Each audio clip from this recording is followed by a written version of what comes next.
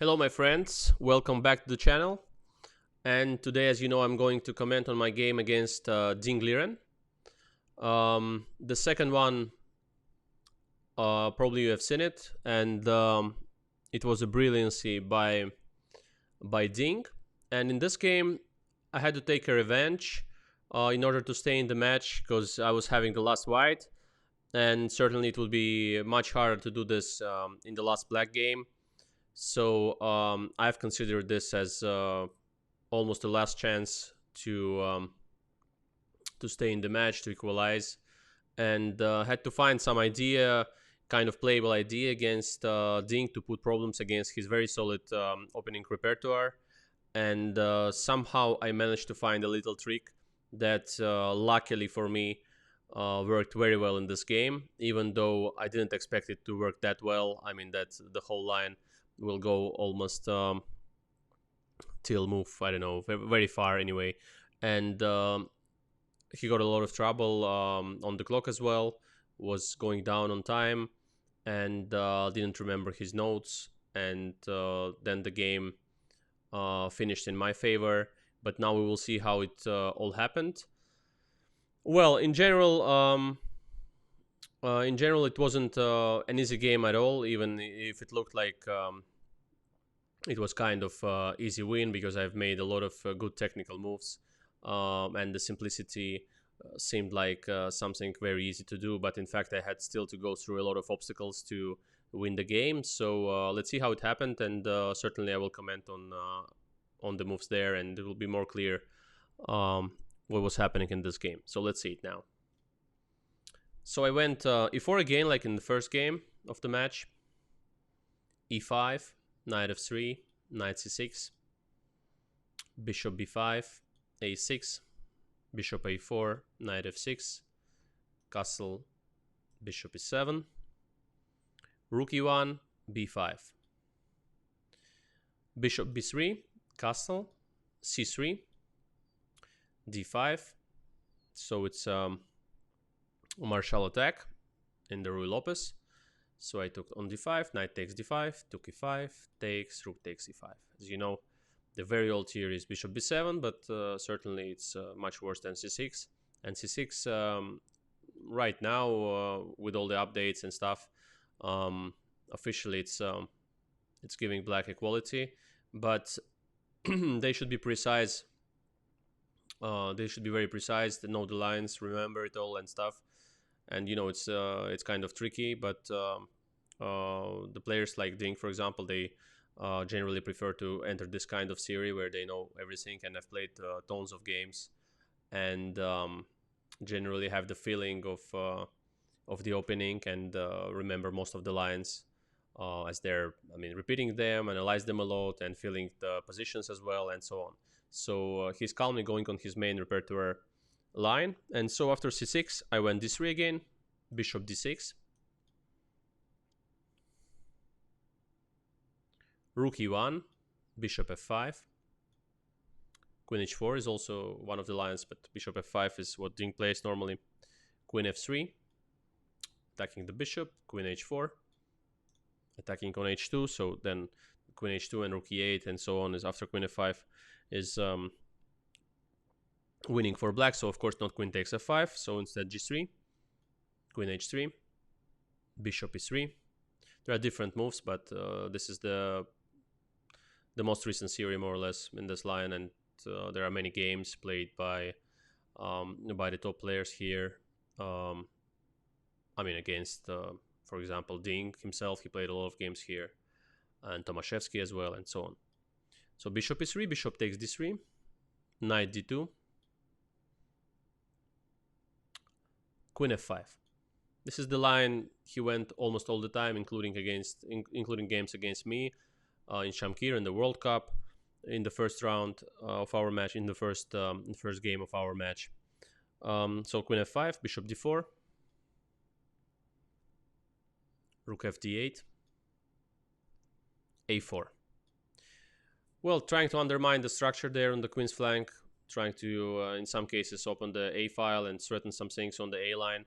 Generally, in most of the cases, white at some point can take on d5, take sometimes on b5, play b4, knight b3, establish kind of grip on c5, and still pressure, have some kind of pressure against black's position, because they still have kind of awkward placed bishops, even though there are two bishops pair after bishop takes d5. Still, the position remains quite uncomfortable for the d6 bishop, especially because he can always be exchanged by some bishop c5 when knight is on b3, for example, some knight d4. So kind of pressure that white still has. But after a4, the main theory goes h6 here, as he went in the game. Just kind of waiting moves to see what's white is going to do. So it's h4 as well. I mean, these moves are just the good moves in general to improve the position. Nothing is threatening much, but still, I mean, there is a space advantage kind of for white. And okay, this awkward bishop on d3. Sometimes, as I said, there are endgames with this bishop takes d5 possible. Rook a c8, he goes for his game against Sergei Karyakin. And I was kind of spending my whole night on this line, trying to find some ideas that pose most of the problems. And finally, I stumbled on this one that was played in the game. And somehow I was sure that if he remembers the lines, he will draw it very fast. But if he's not, there was one beautiful line that somehow, very unexpectedly, just was exactly there on the board. I mean, when analyzing that line that night, I was not sure we were getting it, but I was just excited about analyzing it, because I saw that, okay, I mean, it's a fun line, and one of the possibilities for black, even that not the most probable, but in case he doesn't know his best move, the second best more or less is this one. So I was looking at this line, and I was impressed by the way computer handles this position, this tactical complications. And so certainly when I saw it on the board and that he's taking a lot of time, I was first very surprised and then very happy about this, because I was getting the time advantage and some chances out of nowhere. So let's see what happened. Yeah, rook a c8. So I went queen takes f5, bishop f5, and now knight e4. So generally, if black knows now what they're doing exactly, they will go for the best move here. But the best move here is it to be to be analyzed with computer, and then you see all the subtleties of this pawn sacrifice. But during the game is not so simple. So for example, so the best way the best way for black here is c5, a very strong move suggested by the computer. And then white has two ways more or less to play. One is to take on d5 and play the pawn up. But bishop pair compensates fully for this, and I'll show you now the lines there. And another one is to just take on d6, for example, and then play bishop e5 and try to pretend that white has a bishop pair, then can go for some c4. But with the precise play, black simply neutralizes all these attempts. So if you, for example, if you are thinking, let's say, about bishop takes g7, which would be a very natural move in general, and then take on d5 and get the clear pawn up, then of course king takes g7 is possible, but then it's still pawn up, so kind of chances for white, and then bishop b7, a6. But here there is a strong intermezzo, bishop takes c4, rook takes e4, and c4. And white is left without a piece. They have compensation in like 2 pawns or something, but it's certainly not enough, and it's not a kind of play that you want trying to win the game. So certainly not this. So if bishop takes d5,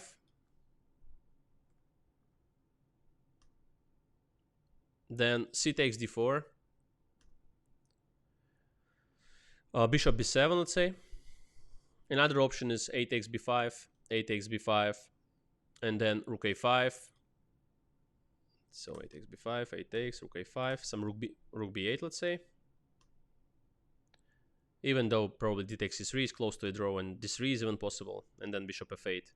Yeah, I mean, it's not a try, to be honest. I mean, the main try is actually bishop b7, of course, to take the pawn simply. So bishop b7. Yeah. Now, rook c4 is one of the possibilities, but rook b8 is also possible. bishop a6. Then the strongest way to play now is d takes c3. I mean bishop a6, d takes c3, b takes c3, and now b4. B takes a4 is also close to equality, but I mean still some kind of tricks. But so b4 I guess is much better.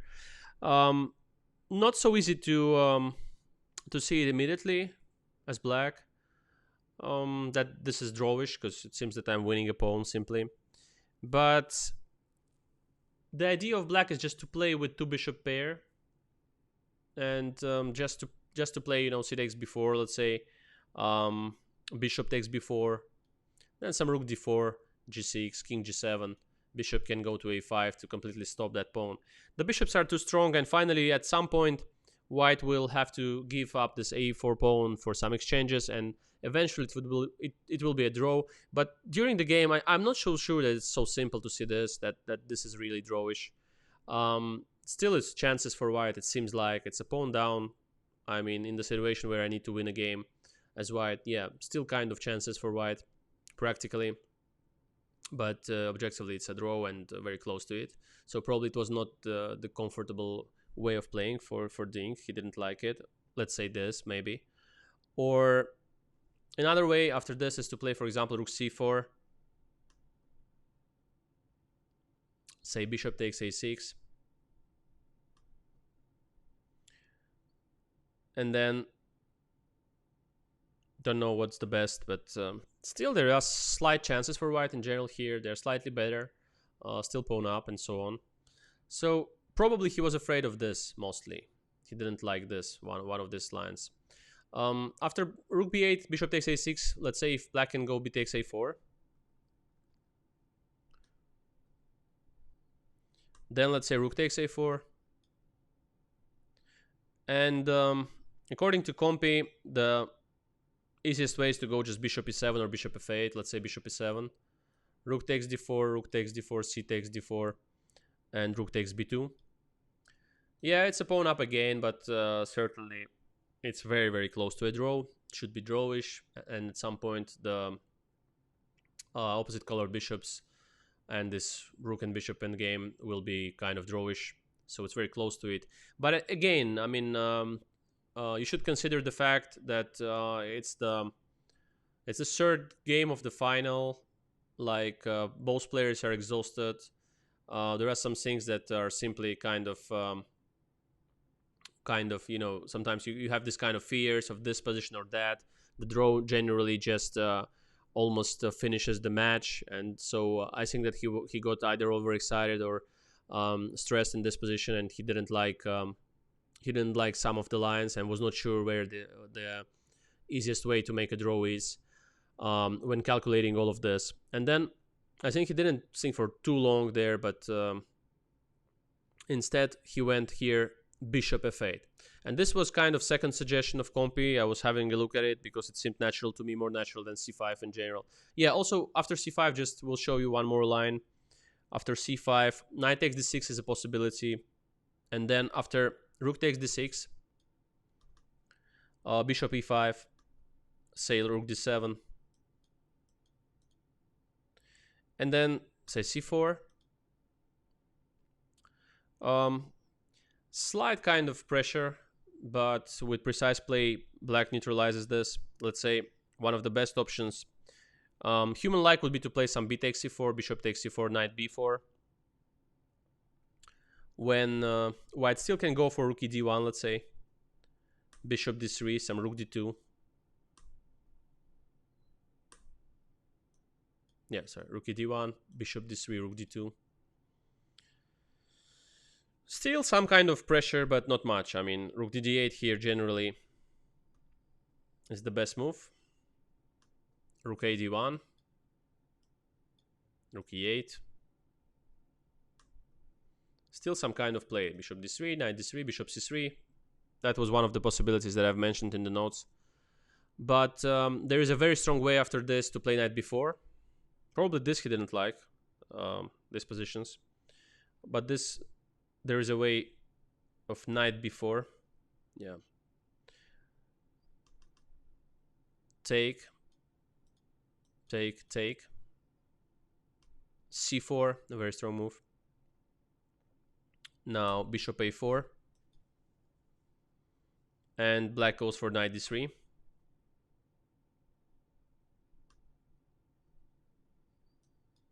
Rook e3, knight e5, rook e5, and g6. And once you realize that this position is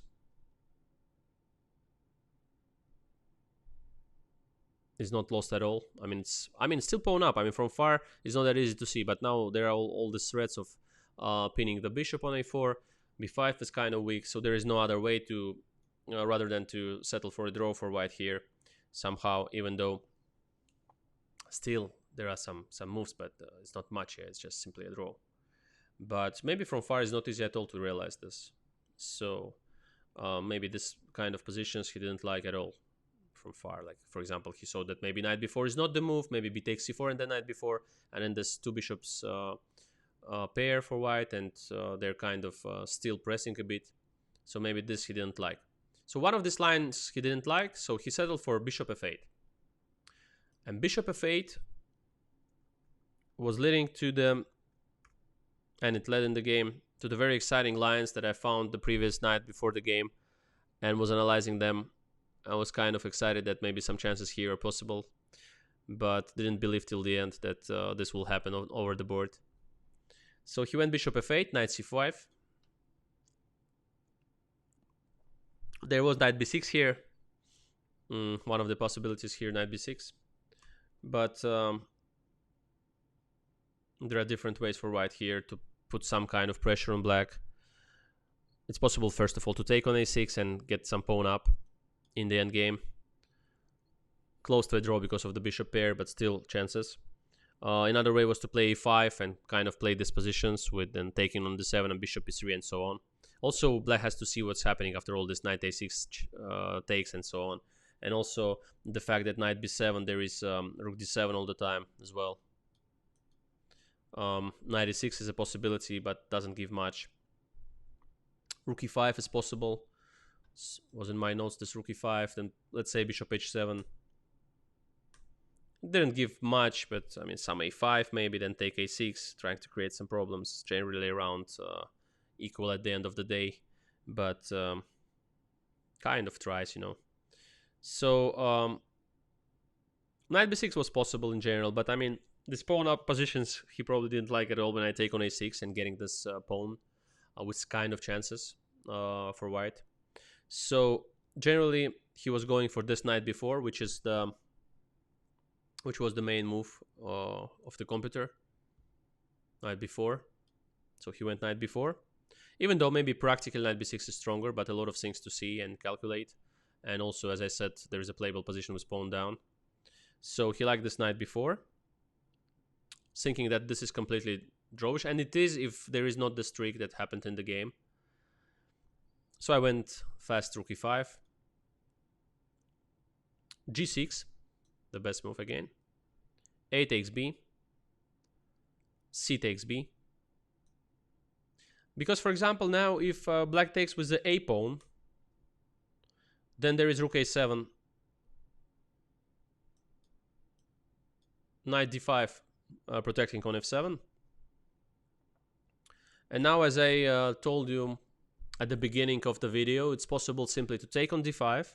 One of the possibilities. Another is h5, for example, with a lot of pressure as well. But one is bishop d5, c takes d5, and then b4. And white is dominating in this one. I mean, they can go for some h5, f3, g4, king f2, bringing the king. Black's rook are not moving much. The bishop is stuck there on the fade as well. Can just not sure where to move, because after bishop g7 there is rook e7. After bishop d6 can take on d5 all the time. It's tricky for black. It's an advantage given by the computer as well. He accepts the fact that white is better here simply.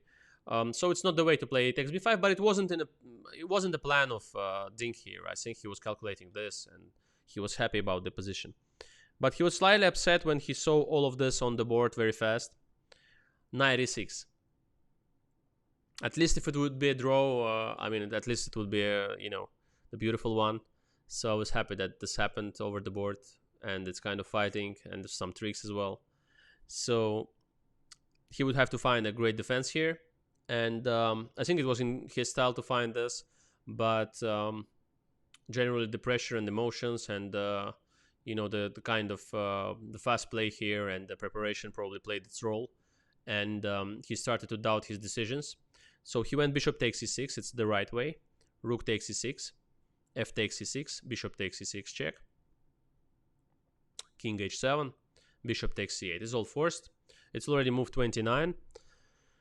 I almost didn't spend much time here at all, just remembering how to get into the position, to this position, and certainly here white is not risking anything at all. They have slight chances to win the game.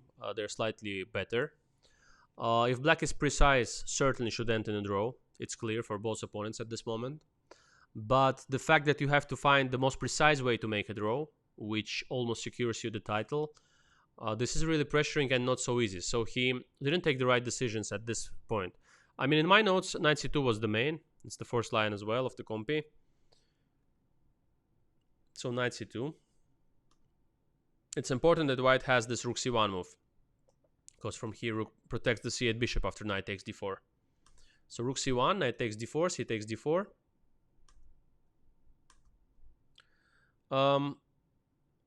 Now, the best way according to comp is a5, but during the game somehow I thought, why is a5 necessary? Why can't black just take on d4? And actually, this is probably the most human way to make a draw in this position. Bishop takes a6, and now rook b4. Now it's hard to say what white can do. I mean, they're slightly better after this, let's say. If I go kind of bishop b7, rook takes b2, rook c7. Oh, sorry. I mean, bishop b7. Yeah, bishop b7, one of the possibilities. Yeah, rook takes b2. That's correct. And now not rook c7, but let's say bishop e4. One of the possibilities. Also rook c7 is possible. Maybe he didn't like some kind of tricks like this. And here, one of the best moves for black, and maybe the best move for black to keep the position is king g7. Maybe he didn't see it. Not the most simple move, to be honest. So, for example, the fact that after rook c6, b4, rook takes g6, king f7. And this position is generally drawish, but it's not so easy to realize this when you are calculating the lines, because it's 2 pawns for white that can be advanced there on the flank, on the king's flank. And it seems that b pawn can be stopped by some rook b6, bishop d5, and so on. So probably he didn't like these positions, but in fact, I mean, it's a draw because the f2 is hanging, so bishop c5 is coming, and so on. But it's tricky. I mean, maybe he didn't like something like rook c7 and then bishop e4, and so that there are some kind of unpleasant checks and so on. But in fact, it's kept by king h8 to bishop b4, black can go g5, and they keep the balance finally, even though it doesn't look that safe from far. Another way is to simply protect the b pawn, play rook b1. Maybe he didn't like this, let's say. It's better to ask Ding, certainly, but I'm not sure we're both going to talk anymore about this game. A lot of time passed and not sure he has the best memories about this one. So rook b1, one of the possibilities. Then maybe rook b3, bishop b7, bishop g7, attacking b2. Some rook d1, then bishop e4, but in fact still it ends in a draw. And some bishop d4, king g7. Normally black should keep this position. So I was very upset that this rook b4 seems like a very fast way to eliminate most of my chances and to only get some kind of practical chances. But in fact, a5 is not necessary here. It's much more complicated than this. So rook takes d4 is a human way to try to defend this position. And certainly it was the best way to try and play for a draw. Instead, I was very happy when I returned to the board to see that he played rook takes c8. And now after rook takes c8, c takes b4, I'm getting chances. So this one is full of chances. It's still a draw, and I was thinking that after this, he has to find a way. But now he went rook c4, which is okay. Rook c4 is the natural move, attacking b4. Bishop f6, of course. This is the more or less only chance to play for a win, because, I mean, if black simply exchanges the bishops, go rook takes b4, and I will have to put my rook on a2, then we'll just go for some king g7, f6, or h5, g5, somewhere exchange the pawn and get just normal position without any chances. So bishop f6, defending my bishop, and trying to put some kind of pressure. I will show you due to what exactly here. So bishop g7, the right way as well. Bishop e7. This was the idea of bishop f6. And now the fact is that black can just make a draw by finding the right sequence of moves. And this starts with bishop takes b2. I was seeing it during the game. Wasn't sure where can I catch my chance to win this. But still black has to see some stuff here. After bishop takes b2, rook takes a6. Let's say bishop c3, attacking on b4. And now let's say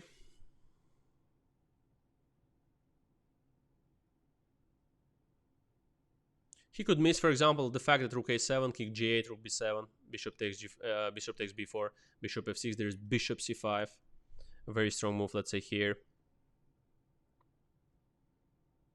say this. But probably it was not the case in general, because he would think maybe he can go some bishop f8 instead, or maybe he didn't want to play this 3-on-2. But bishop c5 simply makes a draw immediately, then rook c2. So another thing that he could have missed after bishop takes b2, rook a6, bishop c3 is, say if I play some kind of king g2, bishop b4, bishop f6, threatening some rook a7, rook a8 as well. Yeah, after this, king g2, bishop b4, bishop f6. So now, after this, it seems like white is close, because they want some rook a8 and some mates. Still, black can go here, king g8, bishop f5. Probably this was his main concern. Some king f7.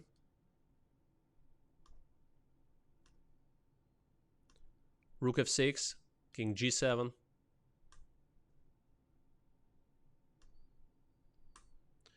Rook b6, king f7, rook b5. And this position 3-on-2. Still some chances for white, but not too many, because black will put the bishop on a7, maybe h5, and try to make a draw in this one. Still chances, but certainly holdable. So somewhere here he made kind of miscalculation that let him play this move that he went in the game. So he went rook c6. Already a mistake, because black is getting passive here and letting white improve the position. My moves are not hard here now, and the play is more or less simple. I just have to protect all the hanging pawns and bring my king into play. So it's kind of easy now to find out that this rook a2 is the move, keeping the a6 under attack, protecting b2. Rook can always come into play by b3, and rook will come somewhere here. So rook a2. And now he makes one more mistake here, even though already it's much harder to calculate here. It's not a mistake, I would say. It's an inaccuracy that leads to some problematic kind of position. Instead, bishop d4 was the best move. So bishop d4, say b3, rook c3, king g2, rook takes b3, rook takes a6, rook b2. And still, the position is not without the venom here, because white is going for king f3, then king e4. Still some chances, but generally it's very, very close to a draw. So this was a possibility, but still some work to do, to be honest. I mean, still a lot of chances for white to have some kind of maybe king march to c6 or whatever. King is more passive for black. With precise play they're drawing, but in a practical game it's simply different. So he wanted to bring the king, simply to exchange at some point the bishop from f8, and kind of settle for some drawish game with rook and 3 pawns for white, and rook and 2 pawns for black, which would be the most favorable outcome out of this endgame. So king g8, I went bishop c5. And now I think it was a crucial moment for the entire for the game, not for the entire match, of course, because there was a lot of play on after that, and still a game was wide for him. So of course for this game. So here the most important way and the best way for black would be bishop f8, not to miss this opportunity to exchange the bishops. And now whatever I do, let's say if I go king g2, that I was kind of thinking about of king g2. Black can still go king g7 to protect g6, because the point is that if here black takes this, rook c5, rook a6, then g6 is hanging, and then black will put the rook on b6, and it's very close to winning. My king will just march to the queen's flank. Somewhere I can go maybe b4 even and king e4 when the rook moves to d5 or whatever. And this hanging pawn on g6 should be protected in advance. It's kind of a prophylactical move here, king g7, that leads very, very close to a draw. And then it's not easy to make a progress now for white. Black can just go at some point after rook a1 or whatever. Just play h5, somewhere king f7, bishop g7, and so on. But it's also very important to know that when you are thinking about this line, the importance of king g7 is that, yeah, the importance of king g7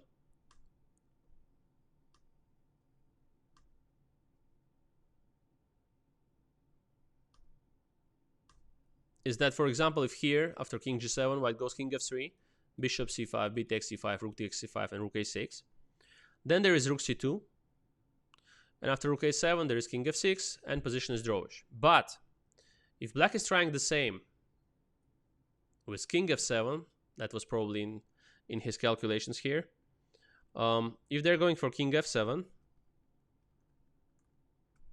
then after king f3, bishop takes c5, b takes c5, rook c5, rook takes a6. And now, come on, what is the difference? I mean, if I put my king on g7 or king on f7, we have more or less the same position. It's even hard to realize when you put it on with the king on g7 or f7 that there is some kind of difference. But there's a huge difference in this one. And the huge difference is that now, after rook takes a6, if you go rook c2, which is almost the same position, but in fact, after this, I don't say it's winning, but it's very close to it at least. After h5, white is taking both pawns g and h. They're collecting them by this. Then taking this, yeah, actually my compy claims that it's winning, and yeah, to my understanding, it's also very close to winning. There are connected passers there, connected pass pawns, and rook will protect from b or whatever, and king will, with the pawns, they will march. Yeah, it's winning. It's winning. So it's winning. So that's the point. I mean, maybe he was calculating with king f7, but instead he had to go for king g7 and see that there is a huge difference. First of all, he has to see that he has to play king g7, protecting g6 prophylactically in advance. Then he has to see that this endgame is not bad after this rook a6, rook c2, and so on. But for example, if he started to calculate with king f7 and maybe saw this position that after rook takes a6, h5, so he would have some kind of hesitations, because putting the king on g7 is less natural. It's under bishop d4 all the time, and it's kind of tricky, because for example, after king g7, another way to play maybe is rook a3 kind of trick. And now after bishop takes c5, maybe he didn't like kind of rook c3, let's say. And then it's hard to say, because compy says that king f6 is draw, but you know, it's hard to realize this. Some f4, then I can take on c5, not sure it's a draw yet. I mean, some kind of problems. It is a draw. Black can make a draw. I mean, it's objectively a draw, but practically this is very hard as well. So maybe kind of rook a3 he didn't like, and even if he saw, for example, rook king g7 here. So after this, it's a draw, but I can show you the lines after f4 maybe, just to make more sense to what I'm saying now. King f6, f4, let's say. Still keeping some chances. For example, king e6 already, rook takes c5 with chances for a win. So you have to go h5. Strong move again, even though natural one. King f3, king e6. You have to calculate from far all of this. It's not easy. bc, king d5. Eventually, it seems it ends in a draw, but certainly not easy to see it from far. I mean, white will go for g4 and try to promote the pawns, but everyone is promoting on time and it ends in a draw. We will not bother with that in game. So in this one, instead of this, probably calculating all that stuff and not really finding the way to the direct draw, straightforward draw, he decided to go for king f7. Also natural, bringing the king closer to this flank. Probably he thought he can bring his king to d5 and I can never go some kind of b3 of some, because of some bishop c3, and then before, I mean, a5 is attacking b4. So if I take with my rook at some point there on on a5, he will take with the rook on c5. So imagine his bishop is on c3. We have the same position. We have pawn on b3 for white. Black's bishop on c3. He will go a5. After rook takes a5, rook will take on c5 with king somewhere on d5 or whatever. Yeah, on d5, let's say. Rook takes c5 and a5 rook will be hanging. So maybe from far he saw some kind of lines like this. But after king f7, I went king g2, king e6, and b3. And now the fact is that if you go bishop c3, probably is what he planned, as I told you. And then he wants king d5 and a5. And it seems okay. But after this, I have rook c2. That's the point. So bishop c3, rook c2. And suddenly, you have to retreat back to f6, which is not the idea of black.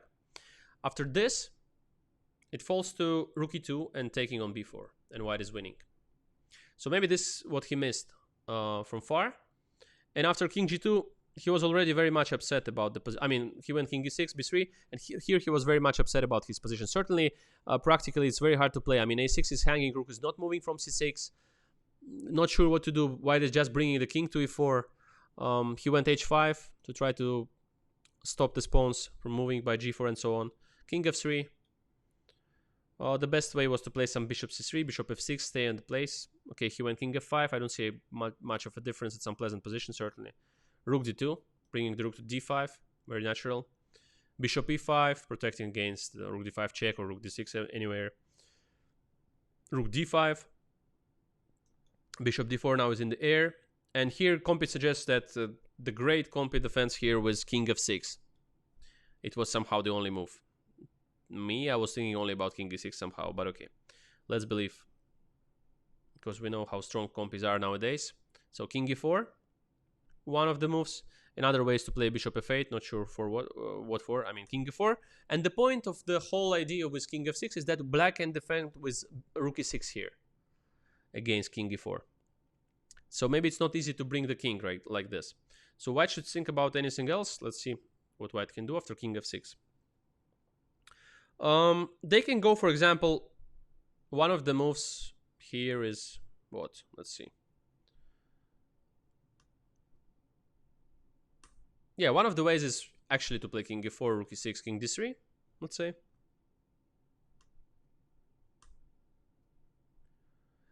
Then black is showing some magic with some bishop c7, king f7. Very hard position to defend. In practical game, black should collapse here, should lose the game. But certainly it gave much more chances to black than what he played in the game. White can also instead try to play for some g4s or something like that. g4, h takes, king g4, some king e6, some rook d8, but then it's a5, and black is somehow kind of close to defend the position. Still problematic, but chances. Yeah. So king f6 was the magical way to try to keep this position. Totally in computer style, you know, seeing all the streaks, all this controlling all the tactics and so on. But instead he went king e6, which was, I guess, a crucial mistake. Yeah, crucial mistake is king e6. King e4. Bishop f6. And now f4, even though Compi suggests that f3 is stronger, just to play f3, g4, and kind of try to promote this pawn, as rook is not moving from c6, white is completely close to winning almost immediately, because black doesn't have too many moves there, kind of zugzwang. So yeah, but I saw that this is more direct. Bishop c3, maybe for some tricks a5 or trying to exchange it in the future, but there is no time for this now. f5. If black takes, white just takes and takes h5. So king f7 was played. Rook d7 check. Compy suggests that rook d3 is easier. Rook d3. Rook d3, and now it's done. Black is doomed here. This position is completely lost. So some bishop g7 maybe. Rook d7, king g8, and bishop d6 is winning. Yeah, maybe this was a simpler way, but I went rook d7. I was only considering king g8 when I found already the winning move. But instead, the best way, according to computer, was to play king e8. Still very lost for black, but rook e7, king d8, let's say, rook f7 or rook h7, and g takes f5, rook f5. Now this pawn falls, rook g6. And one of the simplest ways, according to comp, is rook g5. And yeah, white will simply collect the h pawn in general. Let's say if black defends like rook h6, then rook d5, king c7, bishop e3. Rook will not keep that pawn for long, so black should leave with the rook from h line. Otherwise, for example, if you stay like rook h7, there is simply rook c5 now, collecting the bishop. So rook should move somewhere, and rook e6, some king f3, and takes h5. And these two pawns will simply promote to queen. So whatever, to rook maybe. Doesn't matter anymore. So here, instead of king e8, he went king g8. And it's the last precise move after king g8. Bishop d6, and now white is completely winning. It's cutting the rook from the flank, from the defense, and king is now completely unsafe there on g8. Also the h5 pawn is going to be taken soon. G takes f5, king takes f5, bishop g7. And now the point of this is that after king g6, bishop f8, and black will take on d6 and win the bishop and the game probably. But of course not king g6, just king g5. Finally collecting the h-pawn. Rook c3 never works. I mean, first of all, it's not attacking much on g3, but beside that, there is rook takes g7 as well. Also, king g6 is winning. So after king g5, Ding resigned. We're even now there on at the World Cup. This time at this after this game. In general, so we're both on 1.5, and there was one more game left. So it was a four games match. And in fact, for a long time we couldn't discuss the conditions to play the 4-game match against each other. In China, there were some negotiations about that, and in fact we couldn't come, to the agreement to play the match.